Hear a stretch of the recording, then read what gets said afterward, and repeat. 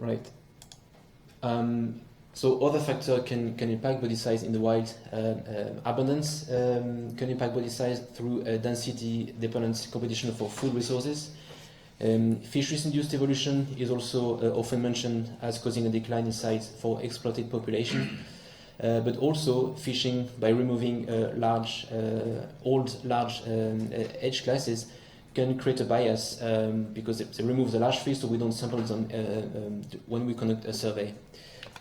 However, those three factors, unlike temperatures, are more likely to be species-specific.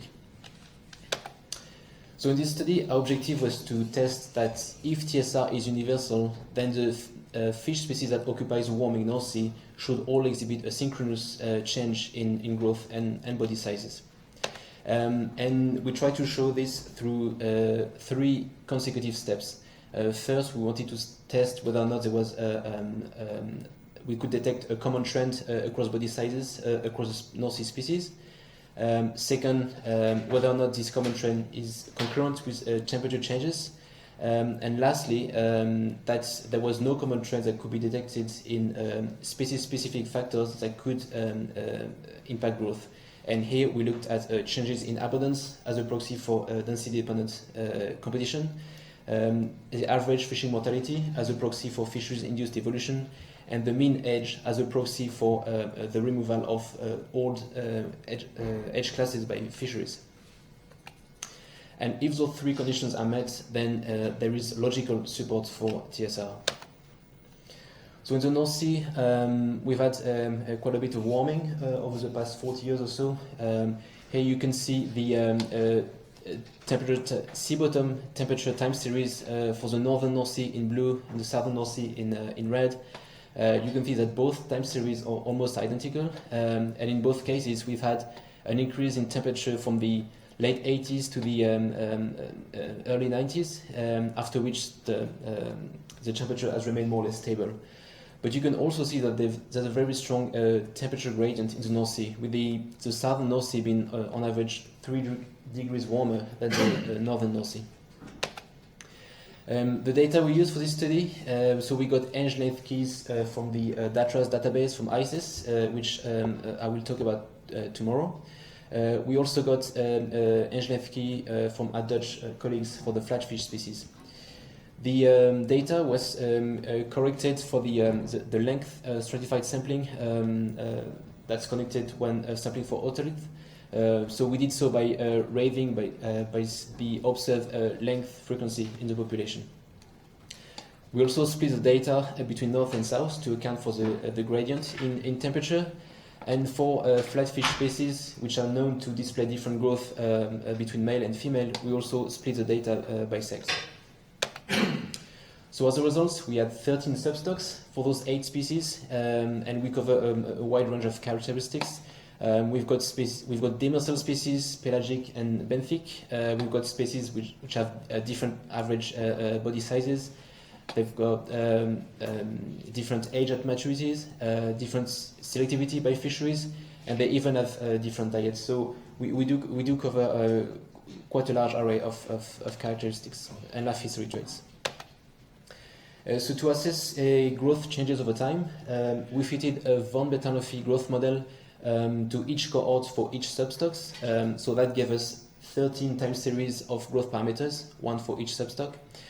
And one characteristic of the von Bertalanffy, which has been mentioned earlier in the week as well, is that the L infinity and K, so L infinity is the asymptotic body size and K is the growth coefficient. Those two parameters are very highly correlated, meaning that if you look only at one of these two parameters, it's enough to assess change in growth trajectories over time. So here we chose L infinity because being a length is easier, it's an easier metric to use. Now to detect common trends across all 13 L infinity time series, we used a statistical method called dynamic factor analysis. And this is what the equation of the model looks like. So for each substock, you have the L infinity, which is a function of a common trend x times a factor loading, which is substock specific, plus an offset, which is kind of an intercept, if you will, plus an error term. So I'm moving on to the results first, and first having a look at the trend in L infinity for the 13 substocks. So as you can see here, we've got for all substock, we've got quite a lot of year-to-year variability, so quite a noisy data. However, we can see for a few species that we do have quite a noticeable decline in L infinity, as you can see for haddock and whiting and a few other species. So we apply our DFA model to this time series, and the best model came out with two common trends, and these are displayed on the screen now. So I'll start with trend 1. So this trend showed a decline in L infinity from the late 70s to the early 90s. And if you can see on the corresponding factor loadings, a majority of substocks were positively correlated to that trend 1. What you can also see is that among those positively correlated species, they tend to have similar factor loading values, meaning that they're equally related to trend 1. That second trend on the bottom panel, as you can see, there's not the majority, but about half of the species, the substocks, sorry, are positively related to that trend.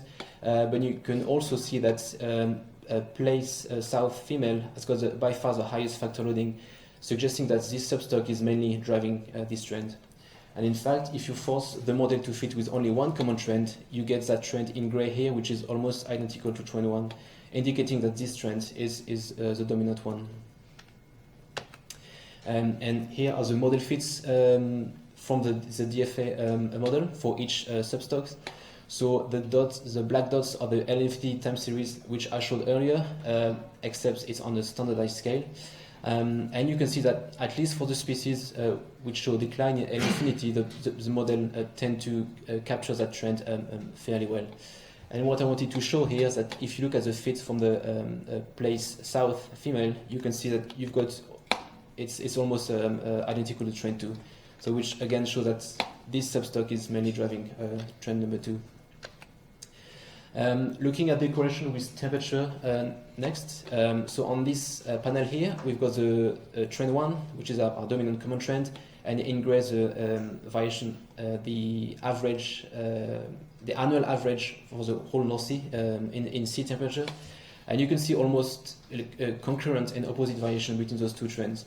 So the common trend showed decline L infinity from the late 80s to the early 90s. At the same time, you've got an increase in temperature, and after this, both trends remain more or less stable. And in fact, we did a statistical correlation between those two trends, and we did so as different lags. And we applied a Bonferroni correction, which you need to do when you do multiple testing. And those correlations were significant at all lags tested. So that the significant correlation between trend 1 and temperature. But what about other factors? So for the 9 substocks that showed that were consistent with trend 1, we've repeated the dynamic factor analysis on each of the species-specific factor. So for abundance first, so we did find one common trend, which is displayed in black on this graph. But as you can see, it doesn't seem to be concurrent with trend 1. And when we try to test for statistical correlation, again with a Bonferroni correction and with a different lag, none of the correlation were significant.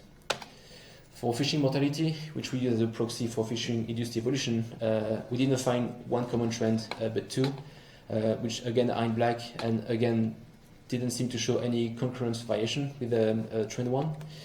And for the mean age, which we use as a proxy for the bias induced by fisheries, we found 3 common trends, and again none of them seem to show a concurrent variation with the common trend in L infinity.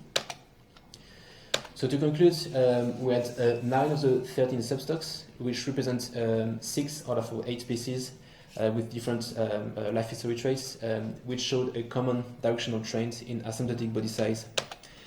And that common trend was significantly and negatively correlated with the increase of the sea bottom temperature in the North Sea, which is consistent with TSR. And through our result, we show that the rising temperature that we observe is the most likely driver behind that common trend in L infinity. However, in this analysis, we did not show causality, and as a result, we cannot rule out that on the species-specific level, other factors may impact growth, such as fishing, for example. But what's important here is that if we do have a loss in adult body sizes, we've got potential implication. The most obvious one for fisheries being a loss of yield. And in fact, we did a very simple yield per recruit analysis for the 9 substocks, one in 1978 and one in 93, which corresponds to before and after the decline in body size. And we found a loss of yield for as much as 48% for whiting and an average of 23%. So that's almost a quarter of loss of yield for the species, which is not negligible. There are also other potential implications, such as a loss of reproductive potential, given that small fish tend to lay less eggs and also smaller eggs, which are less viable. And also potential implication for ecosystem functioning, such as a change in predator-prey interactions. And to finish on that, the methods that we apply in this paper, it's not very difficult, it's relatively straightforward, and these could be easily repeated on other ecosystems, providing that you have long time series, data with long time series. But these could be repeated on other ecosystems with different temperature trends to check whether or not TSR holds in different ecosystems. Yeah, and that's me.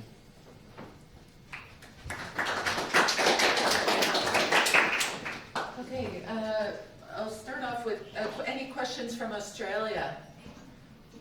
Yes, Sarah, this is John Morello here.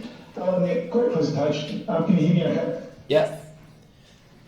I was wondering, in your correlations you presented at the end, did you actually look at perhaps adopt a multiple regression approach where you look at both the and-level or synergistic effects of climate and fishing? So in a sense, we've got a dominant signal of warming, but is there potential that that sort of 40% of unexplained variation or whatever was in those correlations might be attributable to these other factors you allude to it here? I was wondering whether you can support that for me. I didn't really catch what you said, but... I was just wondering, you've done a series of correlations where you've taken your common trend and related it to a trend in temperature or a trend in you mean these various fish pressures here. Yes, business slide. I was wondering whether you explored whether you had that trend one, for example, was related to both temperature and an effect of fish mortality, for example, or abundance, as opposed to just being univariate correlations. Do you mean if I included covariates in the DFA model? Yes, or in these subsequent correlations that you presented here, did you explore that? Okay, so in the dynamic factor analysis, I did not include the covariates. Well, actually, I did try. I tried to include temperature as an explanatory covariate, but when I did the model selection, the